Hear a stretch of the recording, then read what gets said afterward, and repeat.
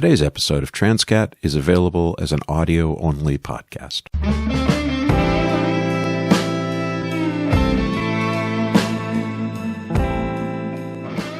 This is Transqat, a safe space to stand. Transgender issues, queer people, respectful conversations. I'm host Claire McCarthy. Welcome to Transqat.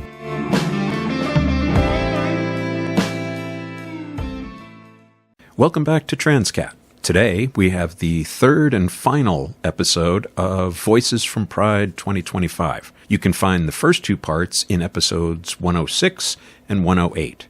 Before we jump in, though, two news updates and a correction. I'll start with the correction. In the introduction to last episode, I was talking about the boxer Iman Khalif. I mistakenly referenced a video clip of her being knocked down by a punch from Ann Wolfe. That wasn't Khalif. It was Vonda Ward. Management regrets the error, and those responsible have been sacked.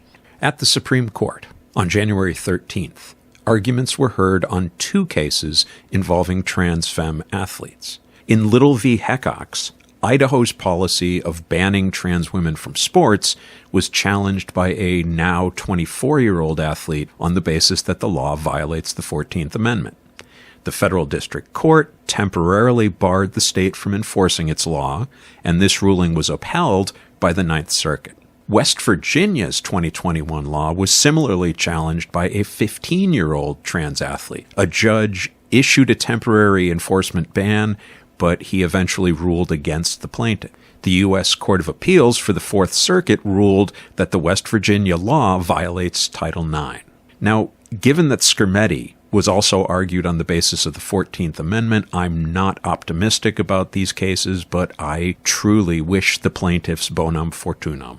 Also this week, the current vice president announced at the March for Life that the administration is expanding the so-called Mexico City policy. This was created back in '84 by President Reagan, and it banned U.S. funds from going to any organization worldwide that provided or even mentioned abortion services. This policy has been a push-me-pull-you situation, she said in an obscure reference to a 1967 movie based on a 1920 book between Republican and Democratic presidents since Reagan. The current vice president said, "Now, we're expanding this policy to protect life, to combat DEI, and the radical gender ideologies that prey on our children." So I guess that makes me a radical and a predator. So much for the news desk. Let's move on to Voices of Pride 2025. My name is Ashley Shade. I am the Vice President of North Adams City Council. And we are sitting here at North Adams Pride. And I have long subscribed to the notion that anybody who's carrying a clipboard must be more important than I am.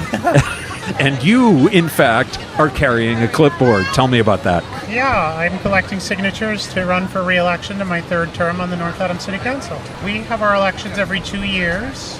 We have 9 seats on the council. They're all up at the same time every 2 years. The first time, how was it as a trans woman running for office?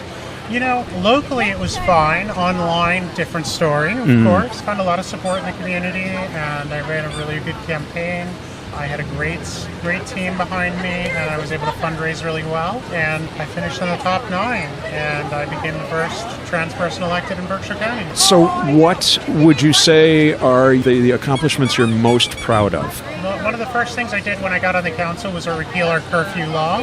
We had one that was on the books since World War II, and it was antiquated and outdated, and I got that removed. The curfew said basically if you were under 18, you couldn't be out on the streets between the hours of like 10 p.m. and 6 a.m. unless you had a valid work permit and were coming to or from work. It's just an antiquated thing that wasn't being enforced and had the potential to be abused. So it's time for it to go. More recently, we just passed our city budget, which was great to do. And we also passed a sanctuary resolution for LGBTQ people here in North Adams. That one was really important to me personally, and something that the community showed up to that meeting and showed out for us, and it was a beautiful thing, and I was really proud to get that passed. What's on the agenda going forward? We've got a lot of big projects in the city coming up that need work. We have a lot of construction issues, and we have a new school that's about to be built that was just passed last year.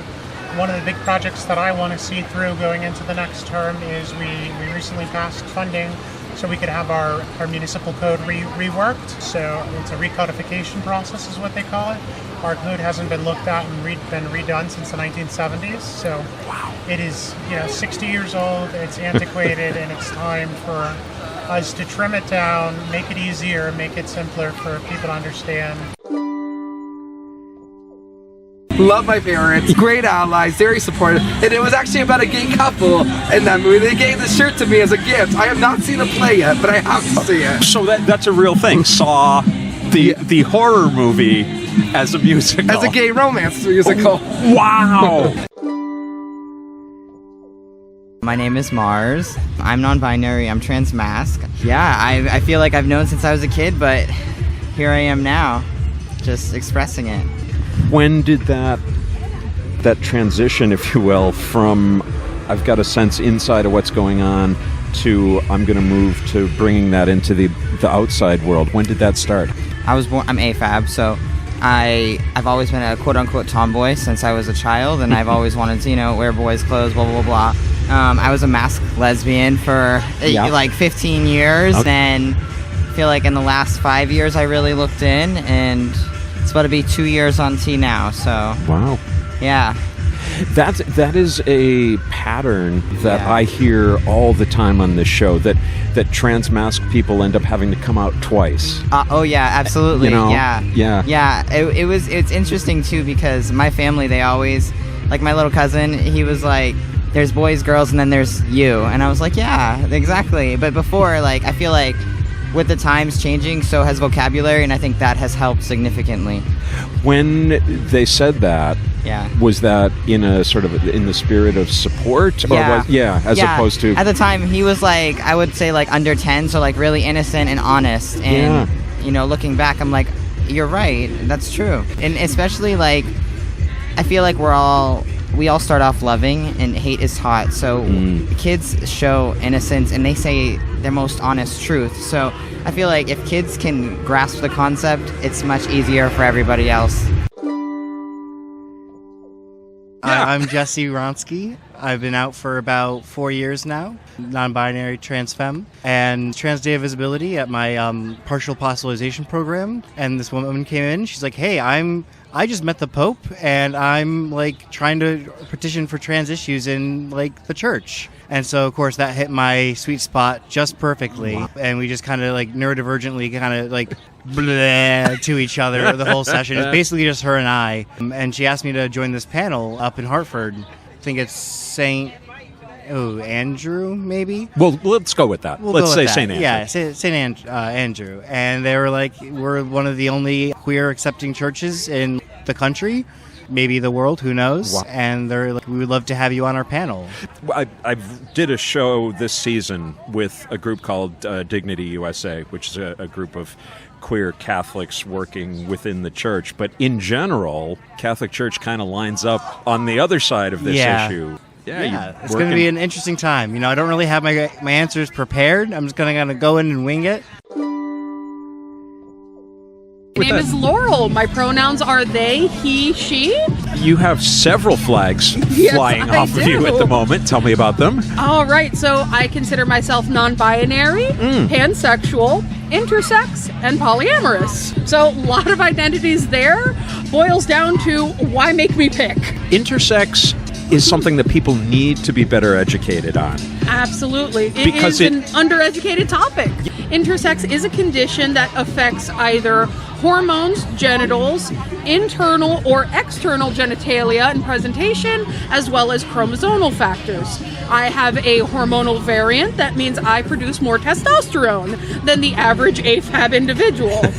So that was Congratulations on that, by the way. Thank you. I just call it free HRT. If I could donate my HRT just freely, I would. But I did say that it came with a lot of gender exploration and really understanding like what that meant outside of the binaries that I grew up in. So there was a lot of exploration and understanding identity and community. So I'm really honored to be able to have those flags and identities, but more so to learn and hear stories from others and Right. share my experiences too. How did that come to your awareness? Because when you talk about genitalia, external, Yeah. pretty obvious, internal, course. not so much, but sometimes, in the course of other medical procedures, but a hormonal difference. Yeah, so hormonal came about due to a bit of endocrine testing, just given the fact that my menses weren't always the most reliable, to put Okay. that gently. So in doing endocrinology testing, they also measured my hormone levels to determine to see if there was something throwing off my periods. It turns out there was. I did happen to have high levels of androgens and testosterones, even though I am assigned female at birth. So on finding that, I'm like, oh, there's a name for this. There you There's go. a community around this.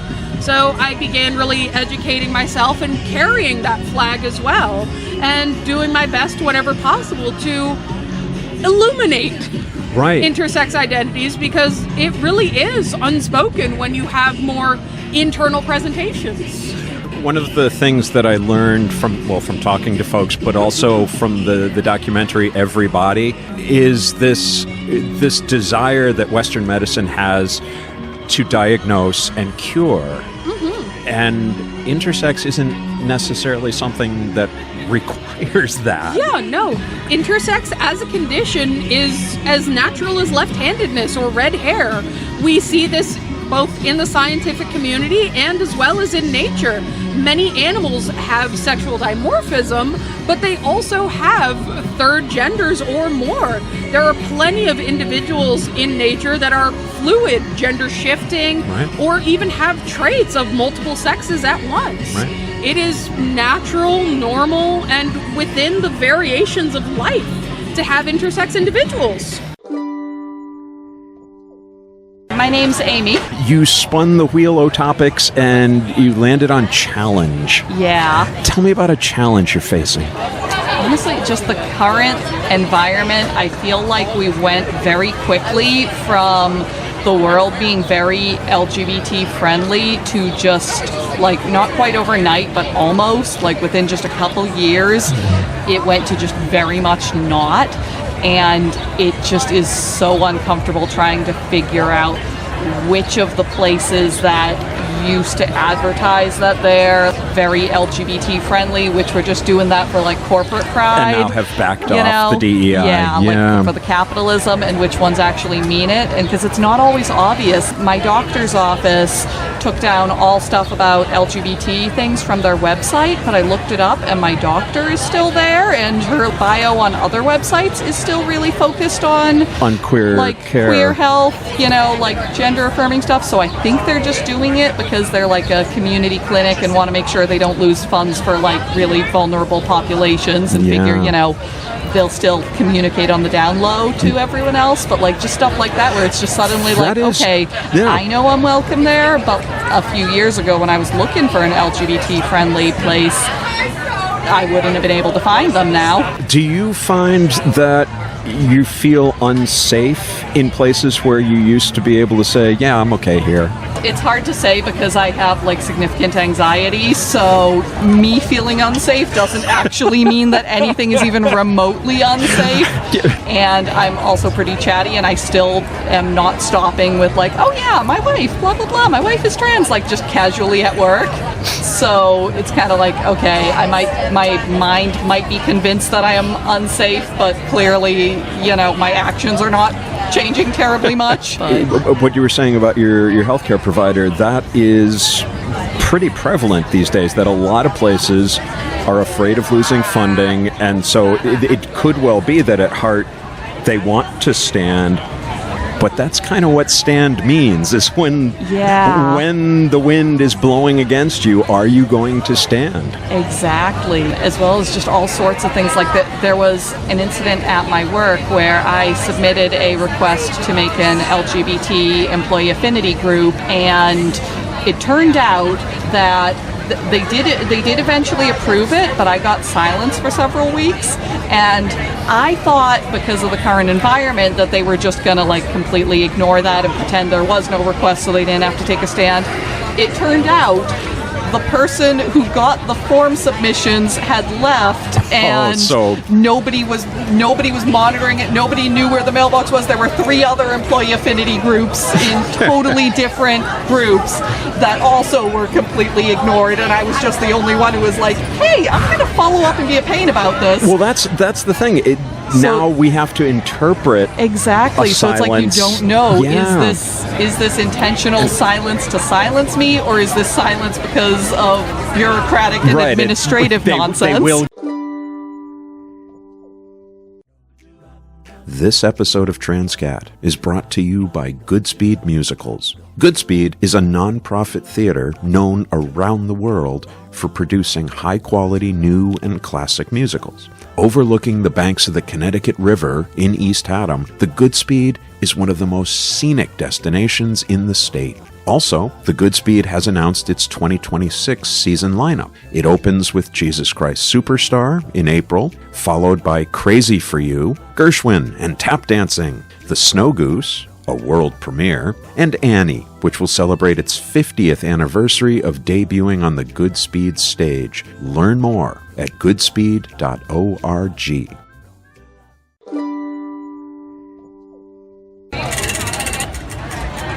Challenge. This is probably hard to think about in these easy times for queer people, but perhaps there's something that in your life that you're finding challenging right now. I find it challenging how many Christians are not Christian.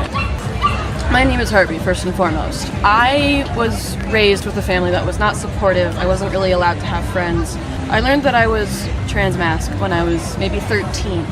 And it was something that when I learned what it was, that it existed, it was an immediate click.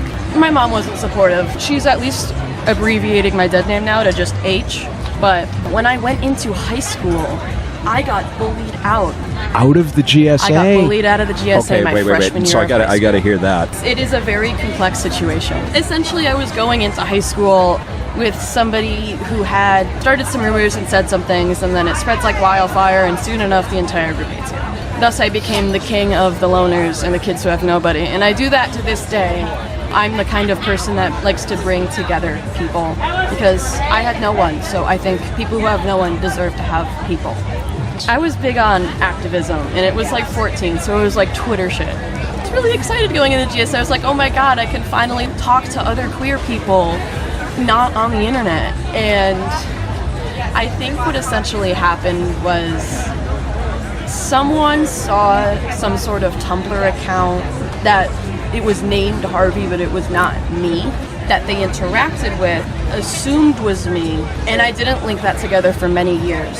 But the biggest problem was this person was a pedophile. Oh, that's not good. On Tumblr. Oh. So I was 14, going into the GSA, and this one specific person has now made it his mission to get me away from everyone. So really what happened is he was like the leader of the GSA, but like he got demoted. It was more like the other people who were in charge were like, dude, that's not good. That's like bullying. But for some reason, other people defending me made it worse. Then I had to go onto the internet, and I had to find my spaces on the internet. And thus, I grew up on the internet, and I didn't have face-to-face social experience, and I didn't get to do any of that until much later in life. And that was a huge challenge, mostly when I went from like 17 into adulthood, and I was now able to truly, fully be myself, express myself. And it was then that I was able to experience any queer community that I did not create. When you're at an event like this where you're surrounded by queer folks, do you find that helpful, or is it overwhelming? It's kind of like something that was a little traumatizing for me. And, you know, I love it here. It's beautiful. The people are amazing. It's inspiring. I like to give out random compliments. The whole 9 yards. I'm a very chatty, extroverted social butterfly. There is such a part of me, though, that looks, spans across the crowd and says, what if one of these people knows that? What if one of people has heard things about me that aren't true that they believe? And, you know, how rumors work, that's just widespread. I love it here, I'm gonna be real. But there's just a part of me that is stuck as that 14-year-old who was not allowed to be in the community because of subcommittee. My name's Elise. Alright, I'm See what you come up spinning with. the wheel of topics. Queero. Queero. Okay, so I stole this word from a stand-up comic named Cameron, whose last name is escaping me. Okay. But she does a show, and she asks about people's queeros. So a role model, a mentor, somebody you saw in the public, you know, either real or like a celebrity that made you think, I can do this. Okay, so I read Stone Butch Blues for the first time. Leslie Feinberg. Leslie Feinberg. I read Stone Butch Blues surprisingly for me for the first time like ever, like 2 weeks ago, and it changed my life. So I'd say Leslie Feinberg. So I looked up everything they did, basically, and I'm reading a ton of their other books. And Transgender Warriors is amazing. I checked that out of the library like 2 days ago. One of the best history books you'll ever read, because it's great. It's queered history, you know. Totally. Tearing apart what you got told and what the history books say. Yeah. So you said you were at Williams. Yeah, I go to Williams. What are you doing? Sociology. So what year? Where are you at? I'm going to be a junior next year. I had a lot better of a time this past year, my sophomore year, than I did my freshman year. So. Where are you in terms of your gender journey? Man. You introduced yourself as being trans. Yeah. I have a through line of always being gender variant or non-conforming, but it's been so different at so many different times, like how I've expressed it. When I lived, right now I'm 20, and I was born female, and I lived as a trans boy from when I was like 12 to 16. And then I detransitioned. Okay. And now I consider myself trans again, and I use they, them pronouns, and I'm really recently this past year and transitioning again, grappling with a lot of the trauma that came from like living as a trans kid. And I have a really unsupportive mother, and she was a TERF, and we're working through that with a therapist now, but she was really on like the front lines of TERF ideology on Twitter, and I don't think was that because of your desire to transition, or was that just kind of independent and my transition scared her shitless, Yeah. because I was like this 12-year-old, and I was her only daughter. She had 2 older sons, like my 2 older brothers, and she was really looking forward to like having a daughter. And I was always, like I said, like gender non-conforming as a kid. You know, I bet you have feelings about this too, but a lot of the like rhetoric we use about ourselves as trans kids or as trans people is like trying to prove our transness. Yes. So like, I guess it was true. Like when I was a little kid, I did have short hair, and I called myself Spike Dayenu after the Passover song Dayenu, because I'm Jewish, which is kind of iconic. And I was like, when I was 5 years old, I did call myself a boy, and then I think I just wanted, like, maybe what happened when I detransitioned, I just wanted to be treated not like an anomaly. Yeah. So I would you say that, because detransition is a really loaded word for some people. Yeah. So would you say that you made that decision and started making that change because internally you felt, no, I'm not really trans after all, or was it more the stresses of what society does to trans people? You know, I really couldn't tell you. I've had a lot of people like ask me a question in not as sensitive a way because they weren't trans. Yeah. But basically presuming that I detransitioned because of my mom, or I'm Jewish, but she sent me to Catholic school and trying to be like more conforming. Because the Catholics are big supporters of us trans people. Oh yeah. Well, they were like, okay, so I transitioned to being like a binary trans guy. And, like, they kind of ate it, because the Catholics, like, they, like, treated me like I was a little boy. And like, they were fine with, yeah. Well, yeah, like, I'm from New York City, like, it was relatively, however liberal, it was like a Jesuit school, they were nice to me. Okay. Yeah, I mean, it, like, sucked in the way that all high school sucks. Yeah. But I'm very, like, headstrong, obstinate person, so I am, like, and maybe it's true, maybe it's not. Like, I'm so offended by the idea that I detransitioned based on, like, my mom or my Catholic school. I think genuinely I detransitioned because I came out as a trans boy when I was 12, and I was socialized, and I was passing for a long time because I was prepubescent, and I really tried to perform masculinity in a certain way, and it became restricting, and I lost conviction in my binary not my transness, but I lost conviction in, like, being a man. Like, I didn't even know what that meant. And I think maybe as trans people, I don't speak for everybody, like, there is an inherent contradiction in not believing in the inherentness as gender or the validity of gender, yet still presenting ourselves to be one or the other. I don't speak for all binary trans people. Like, I obviously know that people experience or don't experience dysphoria, but I just, for myself personally, like, lost the conviction in being male. And I think I also was, like, a 16-year-old, and at that point, a 16-year-old girl, and I wanted to feel pretty. So I, like, grew out my hair, and I tried it out, and I realized that I failed, like, performing womanhood, like, miserably. Like, people would, like, meet me, and they're like, why are you so masculine? Like, why are you acting like a man? It was like, so now I don't know. I'm just trying to live. Feeling. Yeah. Have you, so 12, you start transitioning toward presenting as male, 16-ish, you decide, nah, I'm going to go in a different direction, and now, where would you say you are? I don't know. I use they, them pronouns. I've been flirting with the idea of going on testosterone, but I'm not really sure. And sometimes I bind, sometimes I don't. Yeah. Depends how much I want to breathe that day. But I don't know. The official position of Transqat, the podcast, is that you should breathe regularly and deeply. That's mine too. That's mine too. Okay, everybody breathe.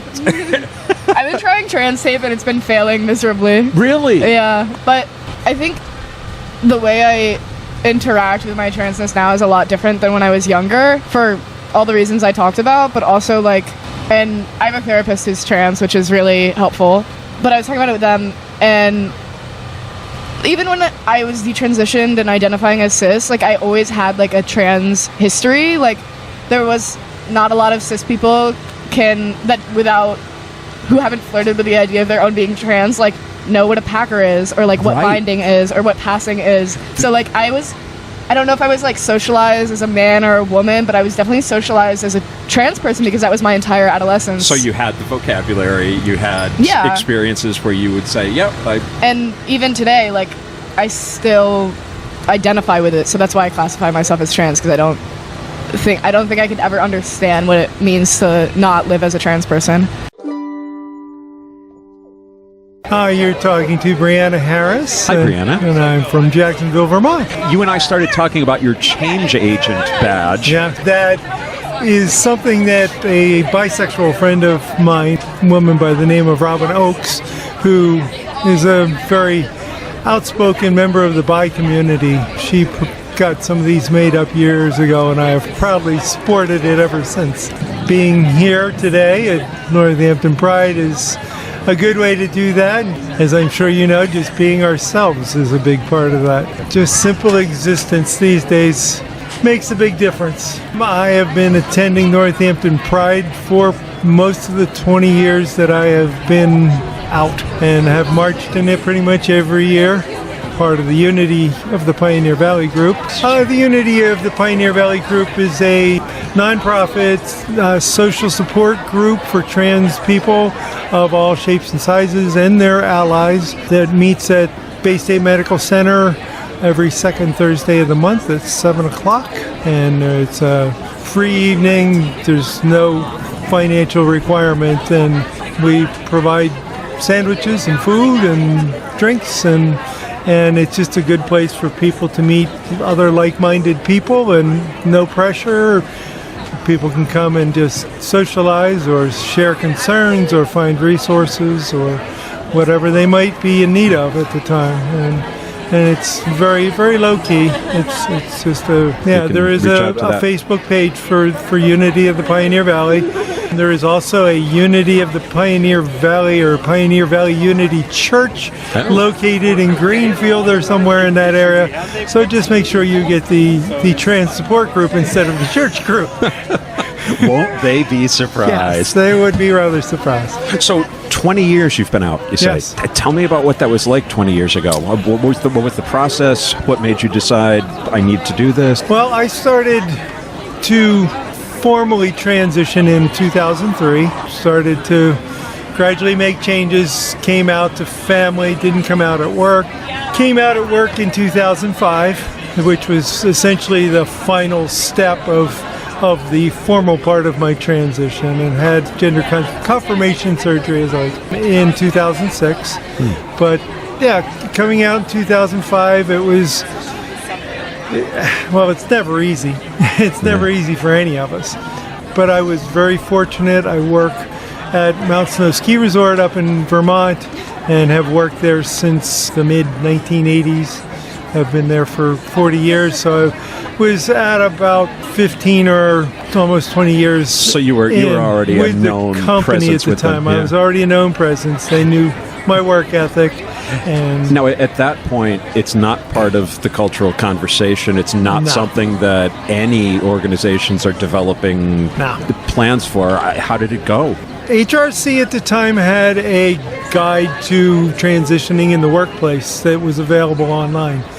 And that was really helpful considering HRC's history with the trans community. It was kind of surprising that they had a really helpful guide. It was quite a few pages and it gave a lot of good information. When I came out, I had a friend who worked in HR. She noticed that I had been making appearance changes and people were starting to talk, and she approached me and said, I'm hearing rumors. Oh, interesting. That many of which are not very kind, and if you want to talk to somebody, I'm here, which was really awesome. And I pounced on the opportunity, and we talked for about the next hour about what was going on. And our company at the time was owned by a company that was based in Salt Lake City. Okay. Not big fans of the queers in Salt Lake City. Our corporate HR director was a Mormon, so she called up corporate HR, and she explained to them what was going on. And to their credit, they were like, well, he's been a good employee for all these years, no reason to part ways with them or anything.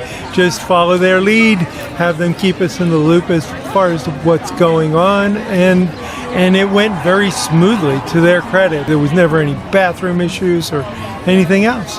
Did you get a sense that the folks who were expressing those unkind thoughts, that they came around, or did they just kind of make the decision to keep that to themselves? There are some of them that I know that came around, that came to understand that it wasn't that big a deal. There's some that I probably haven't talked to since then because they just kind of keep their distance. But overall, the company and my fellow staff members were very accepting, and it went very well. And I contribute a lot of that to the fact that it's in Vermont. Yeah. It's the ski industry. You have all kinds of people, whether it's snowboarders. Some of the snowboarders are more outrageous than some of the skiers. Right. So people are used to different.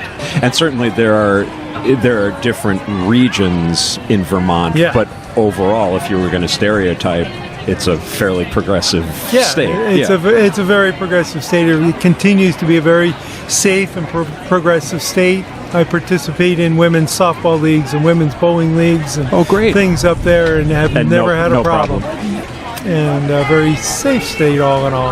Yeah. But go Bernie. Yeah, go Bernie. Yeah, love Bernie. Our current congresswoman is from Brattleboro, and she's a lesbian. So that helps also. Becca Balint. Yeah, we're very fortunate to live where we do, and people. At the time that I started the transition, I was married to a woman that grew up in the town of Jacksonville. Her father was the postmaster in town there for 35 years. So when this all came about, it was a bit of a shock for people. became a town issue, Yes, even though it very was much. a personal issue. Very Yeah. much so, and to the town's credit, again, people have come around over the years, and it is very friendly. I'm now married to another trans woman, and we're the transbians on the hill, so to speak, and and nobody That's gives how us... they address the mail, as Yeah. it turns out. Yeah, transbians on the hill. On the hill. Yeah. But yeah, people are overwhelmingly supportive and friendly, and Hi, folks. It's Claire interrupting. I'll keep this brief. Please consider donating to support the show. If you go to transqat.com, that's TRANSQAT.com, hit the support button and then donate. You can also visit the Transqat store and support us that way. And if you're a business or an organization, please consider sponsoring the show. We have a few slots left for season 3, but we will also be looking for sponsors for season 4. Thank you for your support. My name is Theo. My pronouns are he, him. I am in North Adams trying to find more people who, I don't know, I just haven't been able to get super involved in the community, at least up this far north. I spend a fair bit of time in Pittsfield. Is there anything? There's every so often, but also like my work schedule changes constantly, so I can never get to anything when it does happen. Does online supplement that at all? My immediate reaction to social media is like intense panic. Okay. So not really for me. I'm sure it's great for other people. But that does put you in the position of you're going to have to travel down to South County to find groups or you know social events. Better than Kansas, I'm sure. So tell me a little bit about the journey. How did you get to this point? I'm from not far over the New York state border, relatively rural area. My family was pretty left-leaning, so it was never like... There was the general fear of like, my parents are okay with queer people, but maybe they're not okay with queer people in their house. Okay. Once I got over that, though, they've been awesome. They've been great. My brother's been amazing. Even when my parents were trepidatious, he was like buying me binders and not telling them. So it's been really great to have support. And then I went to college up in Maine, which was nice. Little tiny hippie college, so very queer friendly. My largest class was like 30. At one point, I lived in a house there with all other trans people. The only cis person was the cat. So it was a very queer environment. It was nice. My name is Uriel, she, her. Usually, I'm actually plural. I was this close to coming here as Mike today. Mike is dead name, now middle name. Decided to keep it. Interesting. So Uriel Michael. Yes. Wow. Well, Uriel Mike. I never liked just Michael. okay. Michael is how I was born, but only my mother calls me. How was she when you brought this up to her for the first time? When I was first figuring this out, I could not stand to bring it up to her. I just didn't want to have the conversation. I knew I needed to do something about it. I had arrived at the point that I felt like I really needed to start dressing at the very least, but I didn't know how I would ever be able to because, like, I have to walk through my mother's kitchen to go outside. And I just did not want to get the third degree about it. Were you, sorry to interrupt, but how old were you when this was happening? 37. I'm disabled. I have to live in my mother's spare room. And the thing is, the reason that I could not stand the thought of this conversation is that I could not endure that amount of love and support. I just didn't want to have the whole cry on her shoulder, try to explain it for 3 hours. Just no. I had to find a really snappy way to explain myself so that I could avoid the conversation entirely. Wow, and so okay. eventually I'm just like, oh wait, I got it. I can just say I'm bigender, I'm gonna do casual boy mode and dressy femme, and I'll just tell my mother that and it'll be fine. I won't have to have a conversation. I can just skip the whole damn thing. I just went with that for a couple of weeks, and then eventually I had my nails painted for the first time. But the first time I got my nails painted, I wound up spending like several minutes at a time being distracted from whatever I was doing because I had to look at my hands. And that alerted me to the fact that I really needed a legal name change.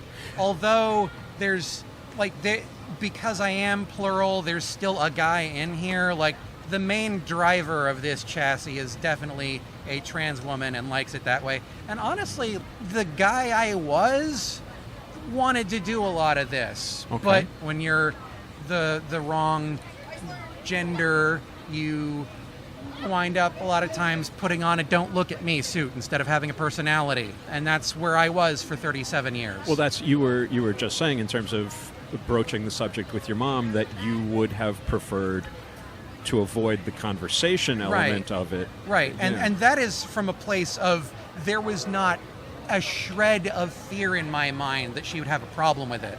Like, she's so weird and queer herself. She already knew other trans people. She was fine with the fact that I had always been a dyed-in-the-wool chaser.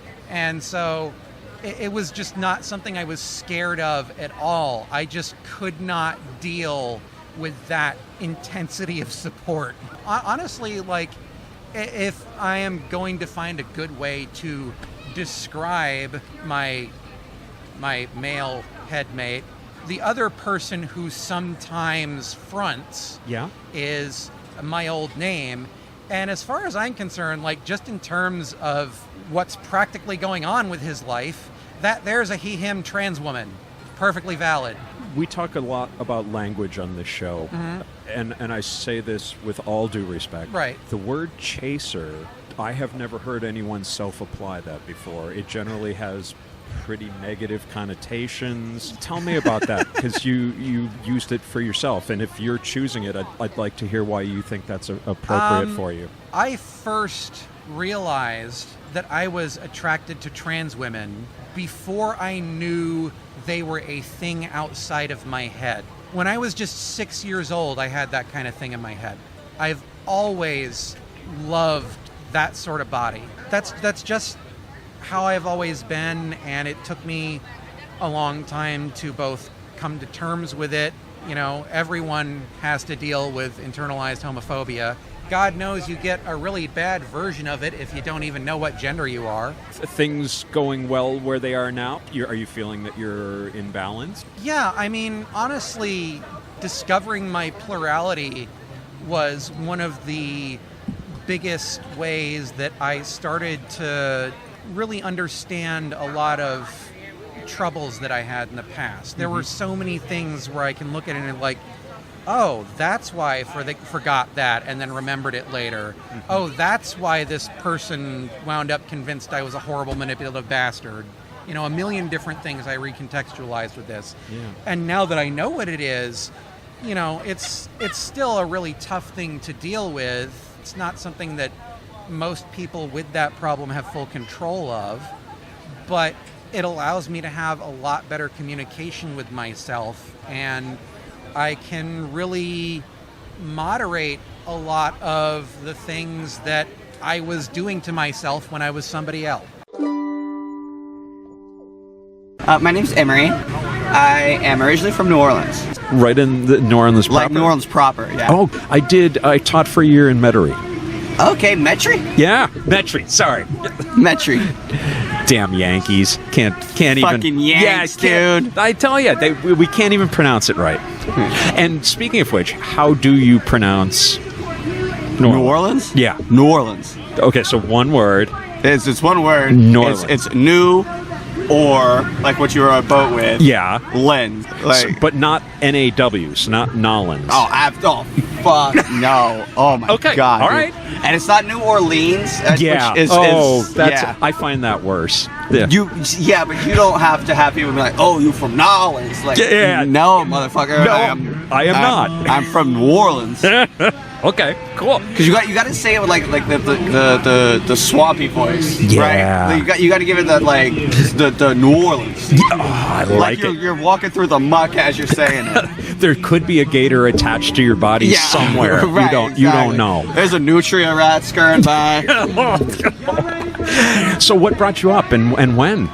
The pandemic blew me up here because even though there was the rent blackout, I lived for a scumlord, and so I got kicked out during the pandemic, and I had a friend in Greenfield who was like, do you want to hit the couch for a couple weeks? And I was like, yeah, that sounds lovely. So I did that, and then I was like, wait, but I can be a girl here. So I stayed. Because stereotypically, New Orleans to outsiders seems like a more open place. The rest of Louisiana, not so much. Not so much. Yeah. I think it is, but it's also a place that like I'm from. Yeah. And so I have friends. I have relationships spanning decades with people. And it's hard to reinvent yourself in that space where you're limited by your relationships. Yeah. And not that anybody that I was close to or still am close to cared at all, but it was I cared. Yeah. Because if I relocate, then I can just sort of devolve into another thing. Yeah. Or evolve, or both. More evolve, but yeah, it's not pulling you in different directions emotionally and mentally. Right. You're able to focus. Correct. And has it gone well up here? I mean, I think it's going pretty well. It's going well. You are beautiful. Yes. Thank you. Sadly, this is radio, so you people just have to take my word for it. Yeah. And have you? Are you still on your friend's couch, or are you on? Are you on your own? Currently, I'm staying in respite because I had a person do a really bad thing to me. Oh, I'm sorry. Yeah. So I'm in sort of like a trauma place. But there's a respite that just opened up in Holyoke called Anemone. Okay. They got a booth right over there. Right there. Okay. It's all queer and trans led, like for queer trans people, and it's a fucking blessing for sure. Because without it, I would be like doggy paddling through life. One last thing before I let you go. Sure. On your hands, you've got 1312. Oh, okay. ACAB 1312 because we've. It's the same thing. 1312. Okay. Yeah. Not a. It's just alphanumeric. Yeah. Okay. Significance? It's all cops are bastards. It's a 80s oi punk thing. That I was alive in the 80s. I was gonna. Some of us were. I was born in 92, so it's close enough to the 80s that it's fine. I was just around the corner. You were 80s adjacent. 80s adjacent, yes. Which is fine. I'm 80s. I was 80s in my heart, It's been a very, very long time. No worries. But let me see what I can get through. Trustworthy, loyal, helpful... Friendly, courteous, kind, obedient, cheerful, thrifty, brave, clean, reverent. Yes. Yeah? Yes. Huh? Oh, I only missed one. My name is Heather McGinnis. I am the membership specialist with the Western Mass Council for Scout in America. We have our new name change now, and we are all inclusive. Scouting America. Scouting America. Got rid of the gender marker. Yep. We had a brand name change with National, so we are now called Scout in America. This to me, that I am sitting here talking with you about this at a Pride event is remarkable to me because, of course, I came up during a time when anything queer related was strictly verboten in terms of scouting. They would not hire gay scoutmasters, den leaders, anything. We accept everybody. Oh. Everybody's included. Tell me about that. We started with National, and I've been a very big advocate also as well in our council. I've attended the last few years at the Pride events, not only with the Scouts, both my children have been through the Scouting, and my daughter, who's transgender, has been through the Scouting as well. And so I became more of an advocate to come to the Pride events, to come to showing everybody that, it's not just male or female, it's everybody. Yeah. Everybody's included in Scouting. And that's what we promote, and that's why our goal is to show everybody that Scouts is for everyone. There are so many great experiences, so many great benefits to being in Scouting that, for the longest time, queer people had to either disguise who you were or just do without. And now it's a big change because there's so many things that you can do in Scouting. It's for everybody, and everybody has a place. And if you don't find what you like in one unit, that's okay. We'll help you find another one. Yeah. I run the ones here in Holyoke. I'm the Cub Master for the Cub Scouts. I'm the Scout Master for the Girls Troop. And I work with as the membership membership, in the Holyoke ship, the Sea Scouts. So we have a program for everybody from 5 years old to 21. So what used to be Girl Scouts, Cub Scouts, Boy Scouts is now all one? We are a separate program from Girl Scouts. Wow. So what it is Cub Scouts, then you have Scouts BSA, which is the troop levels. You have a boys troop and a girls troop. Okay. So that way, whoever you identify as, that's what you go towards. And then we have Venture Crew, we have Sea Scouts, or co-ed, and they're from 14 to 21. And then we have Exploring.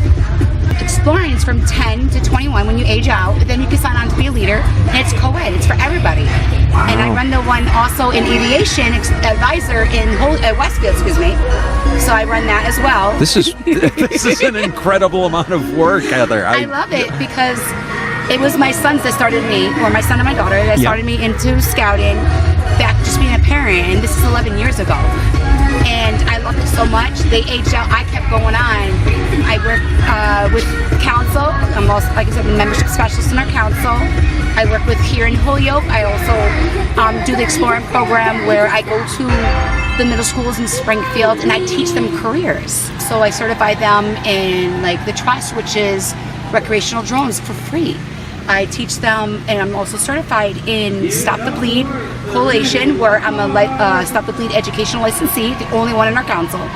And I educate the youth for free and train them to be Stop the Bleed, so they can help somebody else out and they can help their loved ones. I work with so many kids, especially here in the town of Holyoke, where they don't have those special privileges. They think that there's only one way or the other. No, we accept everybody. Let's go. Let's have some fun. Outdoor skills. And in everything. terms, and not only the things that you're providing in terms of programming and trainings, but by bringing diverse groups of kids together, they're learning so much more from each other than they do from the adults. I still learn from the students. I mean, from even my scouts I work with hand in hand.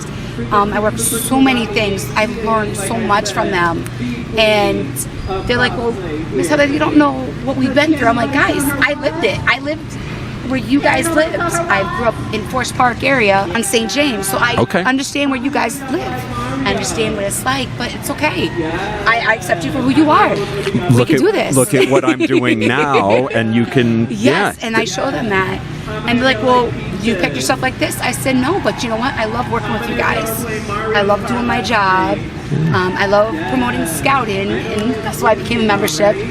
And I'm also working with National and Exploring as well, and helping other leaders around the country to help them benefit the program, and then being an advocate and saying, we accept everybody.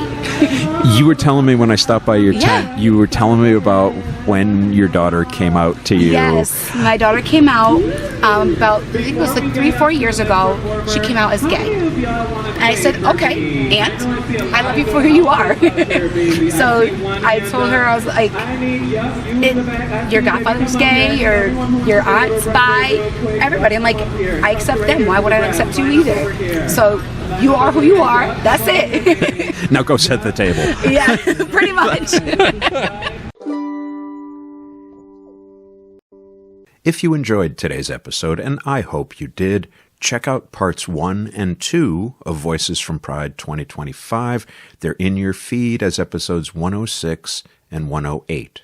Next up on Transqat, I am so happy to present to you a conversation I had with Krista Steiner, the reigning Miss Constitution State 2026. Krista will be competing for the title of Miss Connecticut this June. We talked about the pageant community, queer identity, mental illness and recovery, and, well, we argued over whose crown was prettier.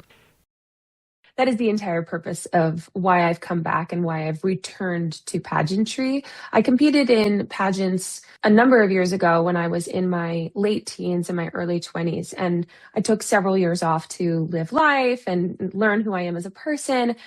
And since my diagnosis and since my entering into the recovery community, I wanted to come into a large platform such as the Miss America organization to show that what you see on the outside with people is often not the truth of what's actually going on. And if Miss Constitution State struggled and can get better, then, so can you. This has been Transqat. I'm Claire McCarthy. Thank you for listening, and let's talk soon. This is Sadie McCarthy. I'm Claire's niece. And you've just been listening to Transqat. It is made by one of my favorite people in the world, Claire McCarthy. Transqat is a production of Transqat Enterprises, LLC. Copyright 2023, all rights reserved. Join us on the web at transqat.com. That's TRANSQAT.com. QAT.com. QAT.com. There you'll find links to Transqat, the blog, writing projects, speaking engagements, and our PayPal donations page. Please consider supporting our mission with your monkeys. Monies. Your monies. Your monies. Not monkeys. Please consider supporting our mission with your monies. Any monkeys will be gratefully received as well. Follow Transqat on Instagram, Facebook, Twitter, and YouTube. On TikTok, we are at The Real Transqat. Want to tell your story on air? Or ask Claire a question? What is the deal? She has all the answers. Or suggest a guest or topic for an upcoming episode. Use the contact page at the website or email her directly at crmtranscat@gmail.com. crmtranscat@gmail.com. And thanks for listening. Thanks for listening. Thanks for listening. Thank you for listening. Thanks for listening. Thanks for listening. Bye.